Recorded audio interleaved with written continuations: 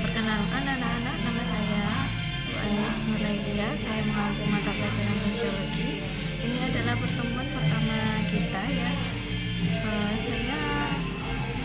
Kita akan membahas tentang sosiologi. Nah, sosiologi sebagai ilmu tentang masyarakat. Sebelum kita masuk ke mata pelajaran sosiologi, saya ingin membahas dulu ya. Pernahkah kalian melakukan interaksi? Jawabannya pasti pernah kan, karena kita adalah sebagai manusia. Nah, manusia ini adalah makhluk sosial. Nah, makhluk sosial ini kan selalu melakukan interaksi. Kalau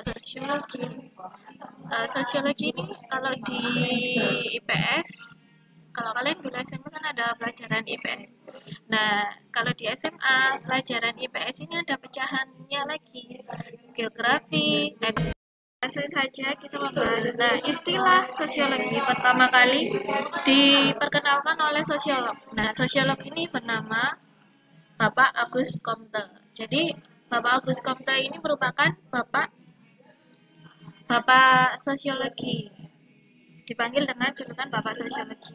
Kenapa dipanggil dengan Bapak sosiologi? Karena dia yang mencetuskan pertama kali ilmu sosiologi melalui bukunya Cours de Philosophie Positif. Nah, menurut Comte, sosiologi ini berasal dari kata socius yang artinya teman dan logos yang artinya cerita. Jadi kalau digabungkan, socius teman, logos cerita yang berarti bercerita tentang teman atau kawan. Nah, ini seperti yang kalian lihat ya, ini gambaran objek kajian sosiologi. Nah, sosiologi ini adalah ilmu yang tidak bisa dilepaskan dari adanya masyarakat. Nah, untuk itu, di dalam objek kajian sosiologi, yang paling yang menjadi kajiannya adalah masyarakat. Nah, objek kajian sosiologi sendiri dibagi dua, yaitu objek material dan formal. Kalau objek formal, ini dari sudut pandang ilmu sosiologi sendiri.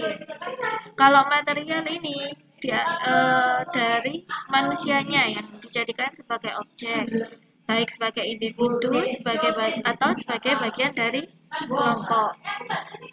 Kalau dari objek formalnya, ini manusia ini memandang manusia sebagai perwujudan hubungan sosial antar manusia. Jadi, kalau objek formalnya ini akibatnya yang ditimbulkan dari objek material karena adanya hubungan atau interaksi antar manusia. Jadi, yang diakibatkannya itu apa?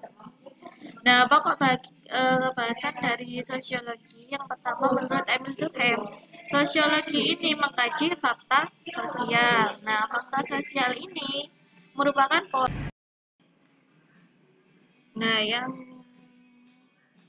langsung saja kita membahas tentang Max Weber. Jadi, Max Weber pokok kajian ini adalah tindakan sosial. Apa itu tindakan sosial? Nah, tindakan sosial ini adalah tindakan yang dilakukan dengan mempertimbangkan perilaku orang lain. Namanya juga tindakan sosial, berarti dilakukan lebih dari satu orang. Misal, kalau kalian memukul tembok, apakah itu dinamakan dengan tindakan sosial? Bukan ya, itu bukan tindakan sosial. Nah, kalau tindakan sosial ini biasanya ada aksi, ada reaksi. Misal, kalau kalian memukul orang, kalian pasti akan dibalas dengan dipukul. Itu adalah tindakan sosial. Langsung saja kita membahas tentang ciri pengetahuan sosiologi. Ciri sosiologi sebagai ilmu pengetahuan. Jadi di dalam ciri atau karakteristik sosiologi di dalam ilmu pengetahuan ini dibagi menjadi empat.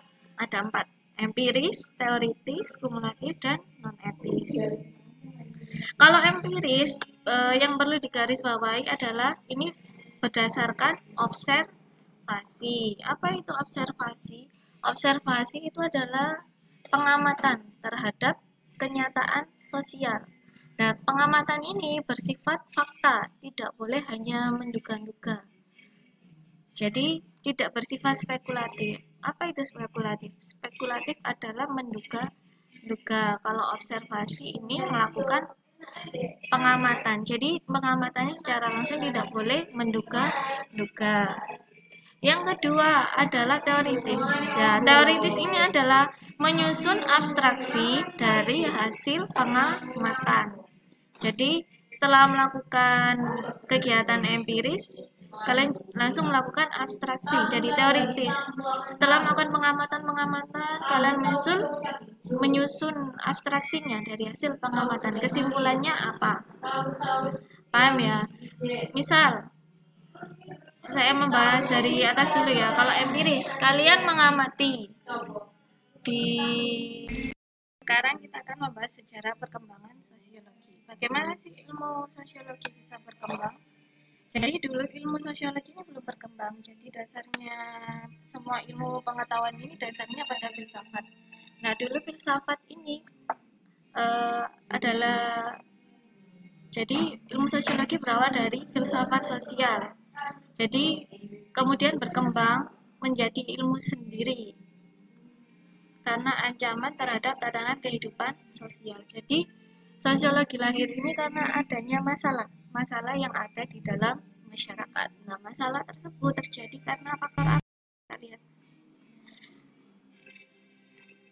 Nah, dari esensi ancaman tersebut, masalah yang terjadi pada masyarakat waktu dulu adalah yang pertama adalah terjadi revolusi industri di Inggris dan revolusi di Perancis. Nah, kalau revolusi industri ini adalah tenaga manusia digantikan oleh tenaga mesin karena ada penemuan mesin uap. Ya, mesin uap ini kalau dalam tenaga industri ini digunakan sebagai alat untuk melakukan proses produksi. Jadi sehingga orang yang dulunya bekerja kan pabrik-pabrik dulu menggunakan tenaga manusia sebelum ditemukannya. Nah, yang kedua karena adanya revolusi Prancis. Nah, revolusi Prancis ini terjadi karena masyarakat tidak puas terhadap kekuasaan yang absolut. Jadi dulu kekuasaan itu kekuasaannya hanya dikuasai oleh raja-raja saja, sehingga masyarakat yang tidak punya tidak bisa melakukan apa-apa. Nah, ketika terjadi revolusi Prancis, akhirnya kekuasaan yang absolut tadi ditumbangkan oleh masyarakat. Terus terjadi kapitalisme pada akhir abad 15. Apa itu kapitalisme? Kapitalisme ini adalah paham yang mendahulukan adanya modal. Pokoknya orang yang memiliki uang yang banyak, yang memiliki modal itu adalah orang yang berkuasa. Jadi paham kapitalisme ini menimbulkan banyak orang miskin semakin miskin. Karena akses atau produksi ini dikuasai oleh orang-orang yang memiliki modal. Nah, yang kedua, perubahan di bidang sosial dan politik. Terus ada gerakan reformasi yang dicetuskan oleh Martin Luther King. Siapa itu Martin Luther King? Jadi dulu kalau masyarakat itu masih rasis, jadi menganggap bahwa orang kulit hitam ini adalah orang yang tidak berpendidikan, kastanya di bawah daripada orang kulit putih. Jadi kalau reformasi Martin Luther King ini menganggap bahwa orang kulit hitam dan orang kulit putih ini sama, sehingga apa? Akhirnya terjadi banyak konflik yang ada di dalam masyarakat. Ada yang terima, ada yang tidak terima akibat ini revolusi yang dicetuskan oleh Martin Luther King. Terus meningkatnya individualisme. Jadi dari tadi ketika kapitalisme tumbuh, individualisme semakin meningkat. Karena apa? Dulu masyarakat ini masih kolektif, masih hidup bersama-sama karena adanya kapitalisme. Akhirnya meningkat individualisme, tidak memikirkan hajat hidup orang banyak, hanya memikirkan hidupnya diri sendiri. Terus lahirnya ilmu pengetahuan modern. Jadi banyak di waktu itu lahir banyak ilmu pengetahuan yang modern, yang bagus, sehingga apa? Paham masyarakat semakin terbuka. Terus yang terakhir, kepercayaan terhadap diri sendiri. Jadi orang-orang ini lebih pede dan lebih bisa mengungkapkan apa yang diinginkannya. Jadi tidak merasa takut untuk mengungkapkan pendapatnya.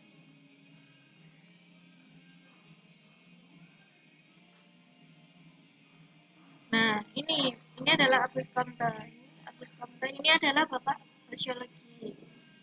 Nah, bapak sosiologi ini merupakan berasal dari Prancis. Dia melihat perubahan-perubahan tersebut tidak saja bersifat positif. Tadi perubahan dari revolusi industri Prancis, terus adanya ilmu pengetahuan modern yang saya jelaskan tadi. Ini tidak hanya menimbulkan pengaruh positif, dampaknya juga menimbulkan pengaruh negatif. Paham ya? Jadi kayak munculnya teknologi. Nah, teknologi mesin-mesin ini berpengaruh positif pada proses kegiatan produksi.